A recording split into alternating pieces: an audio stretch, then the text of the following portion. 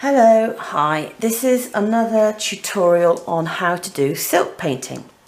Now, we started off the other day by drawing onto the silk. Now, I tend to use embroidery hoops. You can also have rectangular batik and silk painting frames that you can put it on. So I'm just going to carry on with this. This is another dragon I've been doing. Now, when you're doing Gutta, now we use Gutta as an outline, and that stops the silk paints from spreading and bleeding together when you don't want them to. There you go. You do have to have quite a steady hand. A little bit of a handy hint is when you're first squeezing Gutta onto your silk, it often comes out in a blob.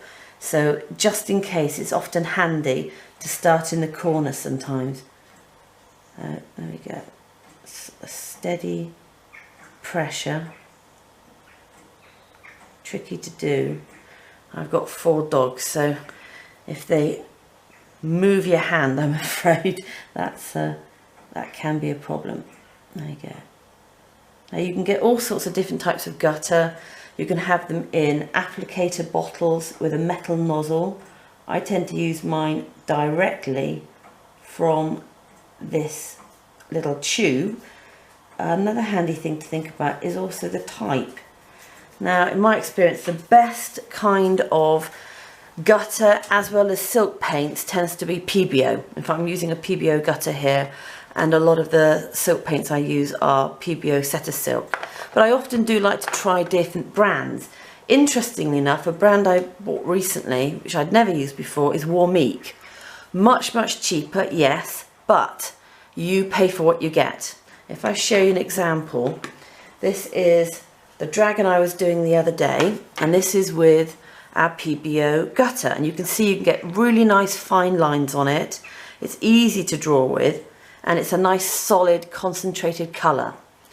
If I compare this to the Warmeek one, this was a mermaid I did, it's really difficult to get fine detail on. The nozzle is not as fine, and also a lot of the actual Gutta itself is quite watery, so I'm afraid you do pay for what you get for. So it's comparing the two, there's really not much comparison. So that's a handy little hint. Another make which is quite good as well is, this is probably my second preference, is Marabou, and they're good as well. But PBO in my experience is the best. So I'm just moving this line across here. You can see little bits that come off. It's very difficult to stop blobs from forming completely. That's just the nature of the beast, I'm afraid. You can lessen them a little bit. There's a bit of a big blob. I can spread that out a bit. There we go.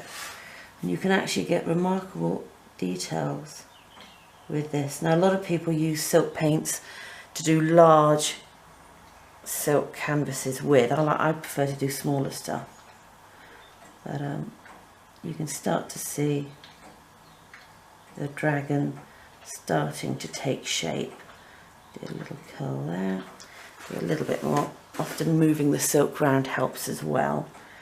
I'm just going to do some little, I can use that blob to bring it on round and do some little details here. There you go, and I'll stop this in a minute. There we go, so I think I'll leave that there for now.